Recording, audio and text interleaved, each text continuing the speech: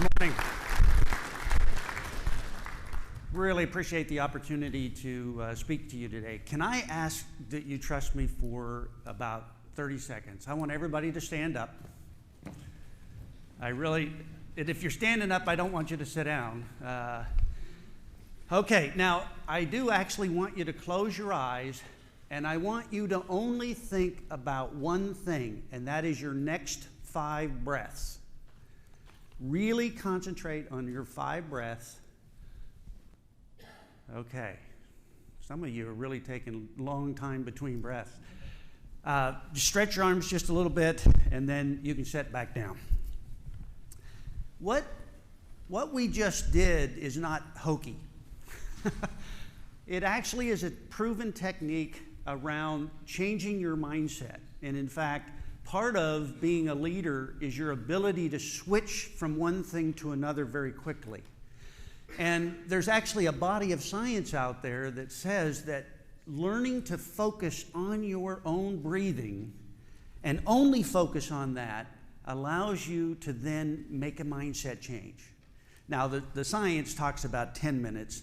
Most of us, if our boss walks in and we've got our eyes closed and we're sitting there counting our breath, okay, what is going on here? But it's a technique. So we got to change our mindset. We've been in standards, we've been into regulations. Those are important. We need those things. They provide direction. I want you to think about leadership now. And I'm going to talk about leadership and the leadership that you're creating within your work team and also overall as an organization. I have a great job. I do. I work with a lot of different companies. I get to work with executives, typically executives that are asking me the same question. How do I, sitting in the corporate office on the X floor, influence that employee at 2 a.m. in the morning that has to make a decision about whether to follow one of our policies or not? How do I do that? One behavior at a time. One activity at a time. So in my career in safety, I was thinking back, and this morning, I worked at the Vulcan chemical plant in southwest Wichita. And we were in the shadow of at the time, it was the Garvey grain elevator, which was the 3rd largest grain elevator in the world. Now, we're a chemical company that is producing chlorine. We have 100 tons of chlorine in a storage vessel there. We had a vessel that had 1 million gallons of anhydrous hydrofluoric acid, which when we did chemical modeling showed that we would take out 1/3 of Wichita. As soon as we did that chemical modeling, that tank was shut down. But what were we worried about? The Garvey grain elevator blowing up, right? I mean, it's so. I think about that. How much time our organization spent worried about something, and we had plenty of things to work on ourselves. The things that I want to talk about, I do want to dispel this discussion of safety culture. I think it's not healthy. I think safety culture is a myth, and I think that it's culture. And cultures value things or they don't. And we spend a lot of time talking about safety culture. No, forget it. It's about the culture you're trying to create, and you as a leader, the focus that you're putting on safety as an individual leader and demonstrating the value that you place on it that actually creates the culture. We're going to talk about the criticality of relationship. You as a leader, your ability to change the climate, change the culture, is dependent upon your ability to develop relationships with your employees. And the foundation of a relationship is safety. If you and I have a relationship and you don't trust me with your safety, and I'm going to talk about psychological safety and physical safety. If you don't believe that I'm interested in your safety, you and I likely do not have a high-functioning relationship. And so foundational to leadership is your ability to connect with people on a level of safety Because if it's not there, you don't have the foundation to develop that relationship. We're going to talk about best practices, but more importantly, we're going to talk about transformational leadership. And transformational leadership is the most studied, most proven leadership model across military, across the world, that if you are a transformational leader, you will be a very solid safety leader, and you'll be perceived as the best leader an employee ever had. Now, we can get into an argument, are leaders born, or are they developed, or are they just lucky? Well, all of those things are true.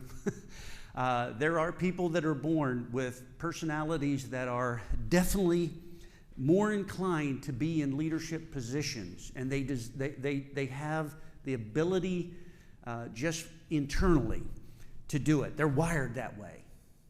Others of us have to work hard, and we have to fake it. If we're an introvert and we're highly introverted, it's very hard for us to be a leader because we don't really like to be around people. It's hard to be a leader when you don't like to be around people, but you're not hampered by that. You can overcome that. We're not limited by our personality. It just makes it harder for some people. And so we're not going to spend a lot of time on that, but we are going to talk. And then I want to spend a minute about, or some time talking about what it means to lead with safety. Lead with safety. What I'm going to talk about are two things. If you really want to make a change as a leader, personally, individually, focus on safety. If you want to be a better communicator, start communicating about safety and get good at that. And then you'll become better in the other areas of communication. Pick the one subject that we all agree on. We all want to be safe. We all want to go home to our loved ones. We all agree on that. You may not like the way in which I, as a leader, choose to make safety important in our organization. That's a different argument. I'll put that to the side. We can have that conversation. But we are actually in agreement on this one issue. Second, if I really do need to change my culture, lead with safety. Get safety right. Do the culture, make the beachhead of culture change around safety. It sets the foundation for getting the other things you want done. Does anybody remember the slide that showed, the earlier slide that showed the number of fatalities due to entrapment? What was it, 2009? That was the really bad year, right? What was it? 2010, sorry. What happened immediately after that? Dropped. And then what happened? It's creeping back up. That is a perfect example of what I want to illustrate or talk about in this slide. There is climate change, and then there is culture. Climate is what's important right now. It's what we have set as a priority. It's the thing we're talking about. Now, I found this when I looked at a lot of accident data in organizations, that in a facility, let's say it's a fairly large facility that has a very significant event, a fatality, an explosion, what we see is that the injury rates plummet for about 6 months. And you can almost look at that 6-month mark, and the injury rate starts creeping back up, and it gets back right to where it was. That's climate change that didn't stick. Your challenge as a leader is to make climate change, your desired climate change, stick long enough that it becomes the way in which the culture is demonstrated, so that you don't have to be the one that's the trigger. The culture itself is the trigger around the types of behaviors, the types of results that you're looking for. So, when I go into organizations, then they talk about safety being a priority. Oh man, gosh, it's not a value, it's a priority. So Oh, it's priority number one. Right. It's in your list of priorities. It's not number one every day. So safety can't be a priority. It has to be a value, because no matter what's going on around us, our values we hold true to. We stick to those no matter what's going on. And until an organization truly gets that safety has to be a value, not a priority, we can't make that. We're not making the transition to world class. Safety is pretty simple. At the bottom of this diagram is the working interface. Your ability as a leader to change your results is dependent on your ability to reduce the level of exposure in your organization. If you're chasing injuries, if you're chasing your numbers, if you're having conversations about, gosh, couldn't we have made this, couldn't we have talked to the doctor and got them to give them, aspirin instead of a prescription? If we're having those conversations, we're chasing the numbers. That's not going to help us. We need to be focused on the exposures.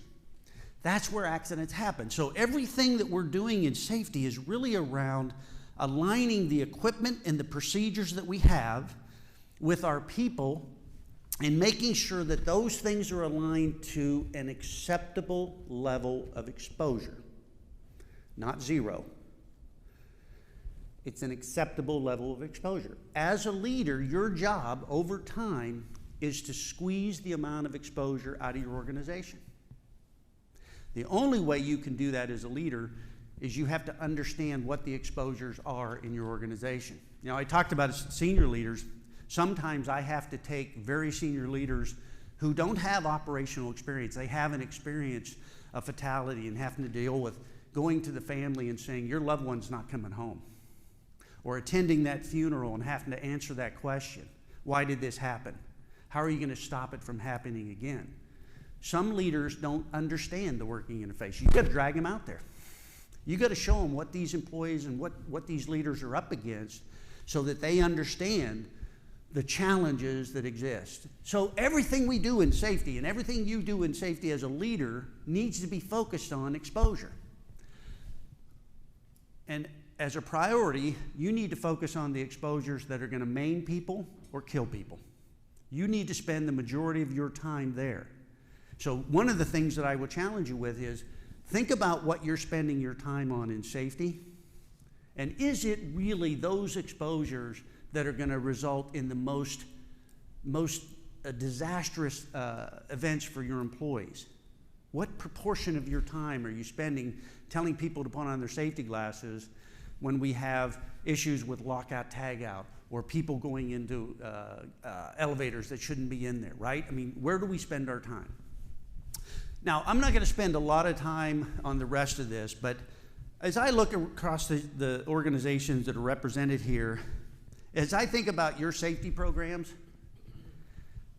I'm going to guess there's not a nickel's worth of difference in your safety programs. We all do the same stuff. We give it different names. We give it different labels, but we're all trying to do the same stuff. I mean, safety's basic. The safety programs are basic. They're designed to help give the employee the knowledge to be safe in our organization. They're there to identify and evaluate hazards and eliminate those hazards where possible. It's that simple. Those are our safety programs. There's awareness programs, which I don't put a lot of value in, and then there are meaningful safety programs. Sure, we can have slogans and campaigns and stuff, but come on. That stuff doesn't change. That doesn't change the nature of the work, putting up a new poster or spending time, on a new slogan. Let's get to the real stuff that's going to prevent injuries. Where we really struggle, and this is where leadership has to step in sometimes, is on the traditional performance management and HR systems, what we call the sustaining systems. Those systems determine what is actually valued in your organization. We have a lot of organizations that say we want to move, we want to move away from OSHA recordable rate as an indicator of performance. We want to do that. We want to move to this scorecard that has leading and lagging metrics, and we're going to make this, but yet, when you look at the bonus system that's tied to safety, it remains recordable rate. Well, we can talk a good game, but until we change that system, the culture doesn't change, because we're anchored in those systems. Those systems that we put in place are designed to keep your current culture. And that's where we struggle with organizations, is they have to make the changes in those systems to align your performance management system, your HR system, your training and development to the actual culture that you're trying to create. Culture determines whether or not you're going to be successful. And it's that, which came first, the chicken or the egg? So I've got a dysfunctional culture, so my systems don't work. Is it because my systems don't work that my culture's dysfunctional? Well, I got to tell you, it's leadership. Yesterday, the last couple of days with an organization, and it's very obvious to me from the conversations that they see the employee as the enemy. They're the enemy. They're the problem. The employees don't follow the rules. The employees won't clean up. The employees are getting themselves hurt. The employees are taking advantage of us. The employees. This is what we're hearing from very senior leaders in this organization. And we had to ask the question, do you understand that what you're explaining to us is a leadership issue, not an employee issue? They shake their head like, what do you mean it's a leadership issue? It's those darned employees. No, it's not. Culture is created by leaders. It is not created by the employees. Employees can't create culture because they don't own the systems. They can't change the systems. Now, can they make your life miserable for a while? Can they change the climate? Can they go on strike? Sure they can. But ultimately, we own it as leaders. And that's the thing that's really critical for us to understand as leaders, is we own this. When I talk to a site manager who says, yeah, man, our safety programs, they're just not very good. They stink. Our employees don't follow the rules. Man, and they say all of these things are problems, and they don't accept ownership that, wait a minute, this is my problem? Then I know the issue that I'm dealing with. It's a leader that doesn't understand that they're setting the tone. We also, as leaders, establish the level of acceptable exposure every time we elect to go in the field or we elect not to go in the field. If I'm in the field and I walk by something that is not acceptable, and I don't say a word, I don't do anything about it, I've just told the employees, good job, keep doing it that way. If I elect to not go in the field, I say it's not important. Now, you can argue with me, you've got all this paperwork you got to do, and gosh, I'm tied to my computer. Hold on. Where does safety fit in our value structure as a leader? Because there are other leaders that figure out how to get out there. And when we get out there, we have to understand that we have moments of safety transformation that are right in front of us. And as a leader, those moments are the most critical. We can create the change in those moments, and we do create the change. And unfortunately, a lot of times, we create the moment in the wrong direction. We have established the culture we don't want instead of focused on the culture that we desire. Now, I mentioned this, relationships. Psychological, physical. Physical's easy, we all understand that. Psychological is a little different. You as a leader actually have a requirement to make me psychologically safe. You actually have that as a leader. When you stepped up to being in a leader role, by the way, you've accepted the responsibility of the safety of the people that work for you. You've taken that on. And you got to get your head around that. I'm now responsible for the safety of these people. Now, I want to create a culture where they're responsible for themselves and they take responsibility for others. But they will only do that if I lead the way. If I demonstrate to them first, this is what good looks like. They'll come along with me if we have that foundation. Now, psychological safety is about you giving me enough information that I understand where I fit in, where the organization's at, and I'm comfortable understanding how you perceive me as a person and in my role. Am I being successful or not? When you are nervous, when you're scared, when you don't know where you fit, you don't act the same. You're a different person. You're not concentrating. You're not focused. Obviously, trust and respect are important, but the most important aspect of what I'm talking about is this law of reciprocity. The law of reciprocity is a law that is universal, and it's the law in which if I do something for you, you actually feel this small tug to do something for me. Just a little tug. Don did that. Gosh, the more I do for you, the stronger that tug. Good leaders cause that in us. They cause us actually to want to do more. It's not evil. It's not evil if we're a good leader and we're focused on the right things. Now, we could give examples where, you have leaders that don't have the right values and they can leverage that and use people. But most people aren't that way. It's the law of reciprocity that you're actually trying to leverage as an organization. How many of you have done engagement surveys of some type? Yeah. So what is an engagement survey measuring? Ownership. Attitude of their feelings of how they're being treated. Their feelings of how they're being treated. Yeah. And in the good surveys, they're measuring a person's will. It's called organizational citizenship behavior.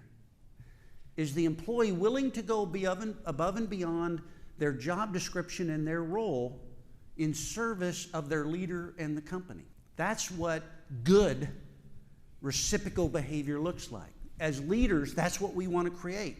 We want to create committed employees that are willing to go above and beyond. So, think about the best boss you ever had, or the attributes of the boss you wish you had. And if your boss is in the room, be careful. All right, I don't want you to have to look at them and say, We're not going to spend a lot of time on this exercise, but if we all wrote down individually the attributes of the best boss, we're going to come up with a similar list.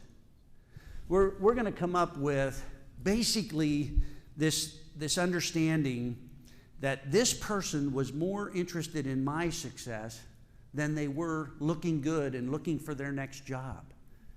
They kept me informed. I trusted their decisions. All of those things that make them a good boss. Now, what doesn't generally get on the list was they were the most technically competent person. You should see their ability to manage Excel spreadsheets. Wow, man, they blew me away. I don't see that, right? It's all about the way in which they related to me as a person. Now, more importantly, if you've ever had that best boss, how did it affect you? What did you do differently? Anybody ever had that best boss? Yeah, we can remember the others, can't we? This is the important part about leadership. Is you changing as a leader is not about you improving your image or getting better results on a 360 or on an employee survey. Sorry, it's not about you. We only make changes as leaders to affect change in others. So I want you to stop and think about that as when you're thinking about what you're trying to do as an individual leader, how you're trying to create change. really get firm in your head, what is it that I'm looking for that's different from the people that report to me? What am I driving them to? And it's not less injuries when we're talking about safety. And we'll talk about that in just a moment. So what we know is that when we work for that best boss,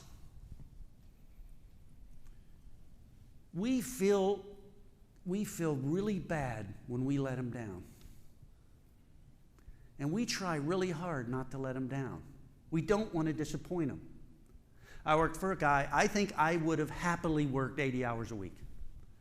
This guy, I had one, a real transformational leader, and if he needed something, I was going to get it to him. Now, what was interesting is he wouldn't let me work 80 hours a week. He set limits. He said, no, yeah, you work hard. I want you to work hard, but come on. There's no way I want you coming in at 5 in the morning and leaving at 9 at night. That's not, he was worried about me as a person. But I was willing to work as hard as it took to get the job done. So as a leader, your ability to lead folks and lead from the front and develop them and grow them is critical to your success. Now, the way in which you do that is you attack safety. So I talked about the safety leadership best practices in the points you were going to cover, but those are pretty traditional. You look at any leadership book, articles, they're going to have a set of practices that good leaders do. And what we found is that when the leaders of an organization are perceived strong in these safety leadership practices, the culture is a more high-functioning culture. Not safety culture, culture. When the leaders of an organization score higher, are perceived as better safety leaders, the overall culture of the organization, as measured by the employees, is higher. Transformational leadership, those 4 elements, inspiring, the ability of that boss to make you understand that you're important. I was with a CEO recently in down south. We were walking into the building, and there was a janitor. And he said, hey, Don, just a minute. He walked over to the janitor. He says, hey, I want you to know, yesterday we had customers come in. They commented how clean our grounds were, how good our corporate headquarters look. He said, I want to let you know, I appreciate what you're doing. Now, this is the CEO talking to a janitor in the building saying, you know what you do is critical here. It's important. That's a transformational leader. I'm now connected to the organization and the leadership of this organization in a whole different way. That's what good leaders do. They influence, they carry themselves as a leader. They challenge me. Now, that doesn't mean they are in my face. It means they cause me to think different. How do I approach a problem, a recurring problem, in a different way? And then finally, they are engaging. They know who I am. They know what my strengths are. And they put me into situations that I'm allowed to demonstrate my strengths. Transformational leadership has nothing to do with safety. Transformational leaders will be scored high as safety leaders. So, as we think about individually developing ourselves, don't think about transformational leader, don't think about safety best practices. Think about, how do I do those things together? How do I become more influential in safety through the way in which I communicate, through the way in which I am action-oriented as a leader? Now, you as leaders create the culture. You do that by the things that you do. And the absence of doing something is doing something, by the way. And there is never a vacuum in leadership in an organization. Not going to happen. Someone's going to step up and be a leader. It just may not be the person you actually want doing that leadership, but it's going to happen. And we find that often in organizations where the designated leader is not the leader of the group, and it's being influenced by someone that has natural leadership tendencies that just hasn't gotten that role. And the style in which you do it is critical. And then finally, there is this internal element. Safety is different than any other performance metric. It does come from here. If you don't have caring and compassion in your heart, and really, really deeply caring about others, it's going to be very hard for you to pull this off. You can't fake it. The one thing you can't do is fake your sincerity for people's safety and their livelihood. Now, when I talk about culture and I talk about relationships, the reason that I want to challenge this whole concept of safety culture versus culture, when we looked at the research around what are the attributes of a culture and what attributes actually predict safety performance, the research, there's over 250 peer-reviewed articles now that identify these 9 attributes independently predict safety performance. There's a lot of things you can measure in your culture. There are other attributes beside these. These 9 predict safety performance independently. 6 of the 9 factors that are listed have nothing to do with safety. I shouldn't say nothing. They have very little to do directly with safety. Procedural justice. Procedural justice is, does an employee believe that they're being treated fairly and that there is not favoritism or bias built into a decision making, the decision that impacts them personally? Now, a supervisor that plays favorites has destroyed teamwork. Because if this is my team, and I treat these 3 as special, and they always get to go to the seminars and the conferences, and they get the good work, and I treat these folks differently, what's going to happen is exactly what happened right here. There's a gap. I've destroyed teamwork. So these folks who are the favorites are being observed doing something that's going to get them hurt. They're reaching into a piece of equipment they really shouldn't be doing it, and one of these low-lifes over here, these unimportant people in my life as a supervisor, they see them doing that safety, that job unsafe. What do? No, they jump in and say, oh, please don't do that, I care about you. No, hey, watch. And then one of them gets hurt. What do?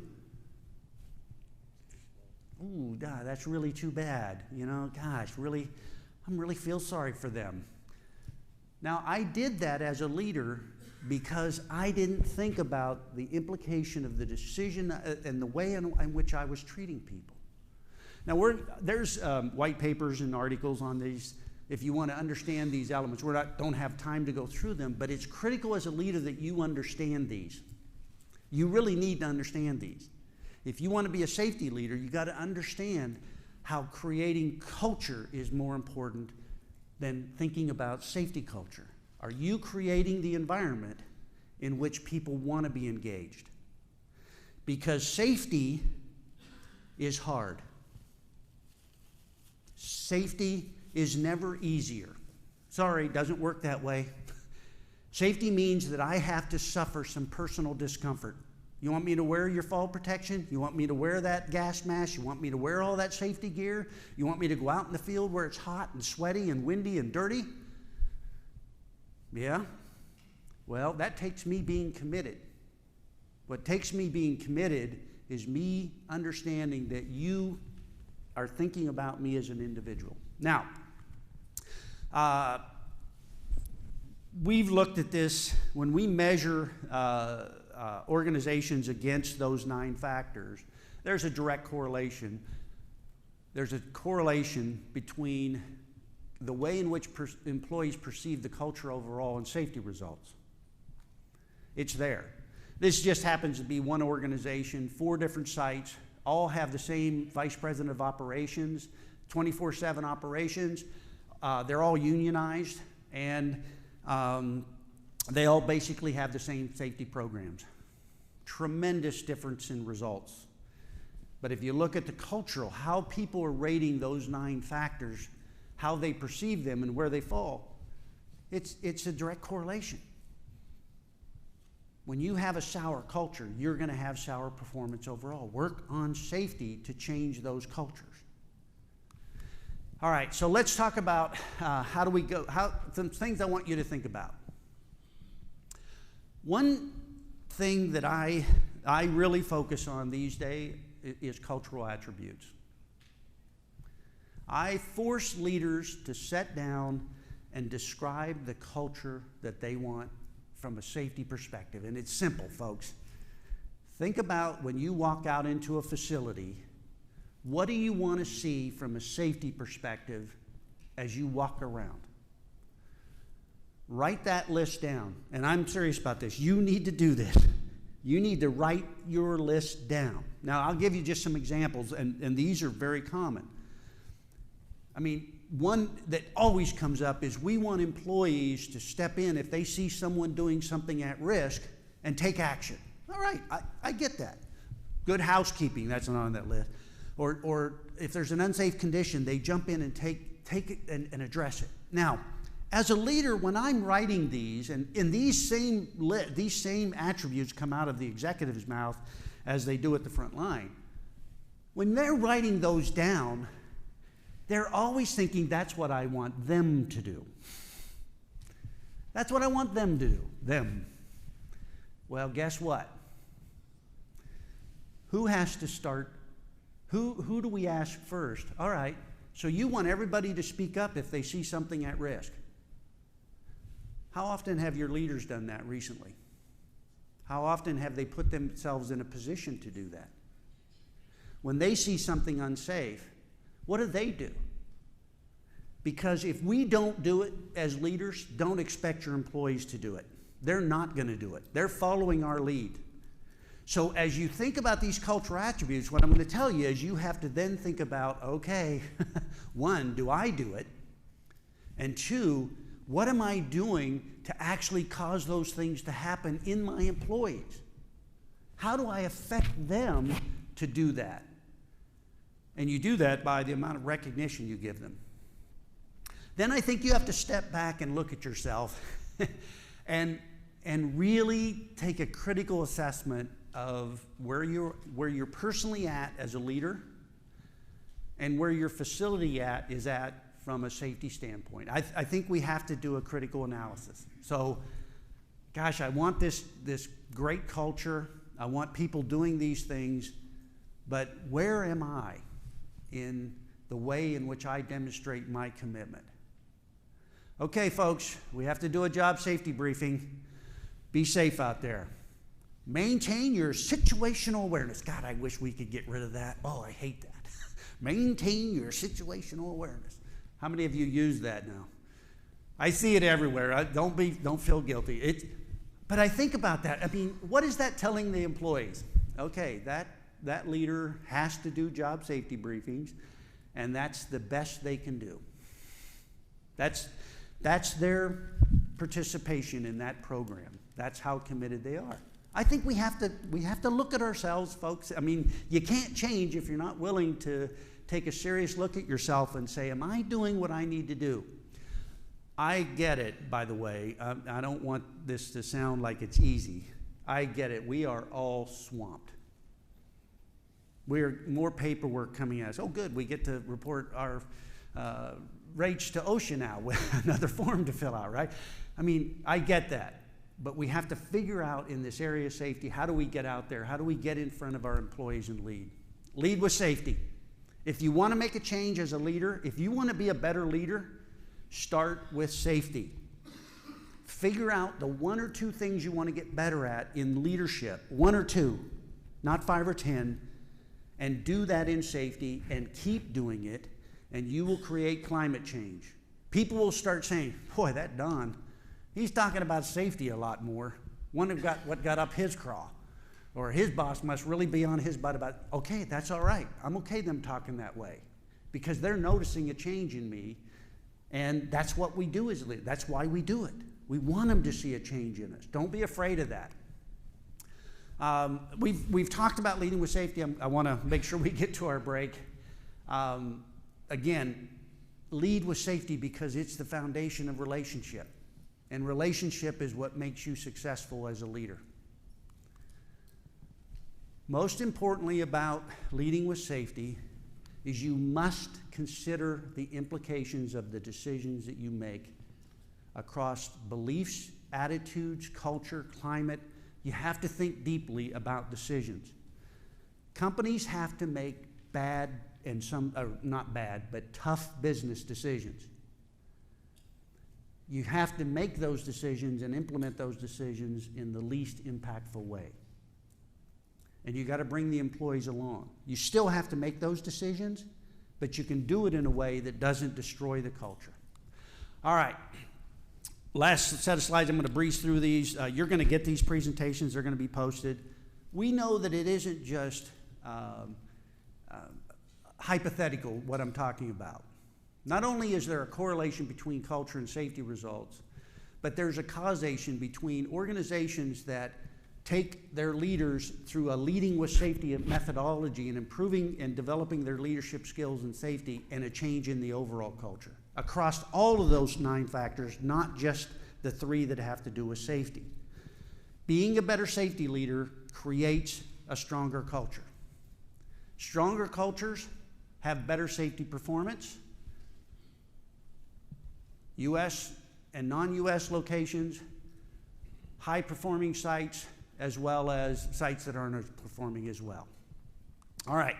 Now, I think let me wrap this up. The idea of leading with safety is fundamentally sound. It's hard. Everything I talked about is hard because it means that you as a person have to make a change. We love to tell other people to change. When we have to change ourselves, we resist. When we come back from break, most of you are going to go to the same chair you're in. That's just the way it is. We're creatures of habit. We want to go back to the place we were. You have to break out of that. That's what we're talking about. You have to change your basic behavior.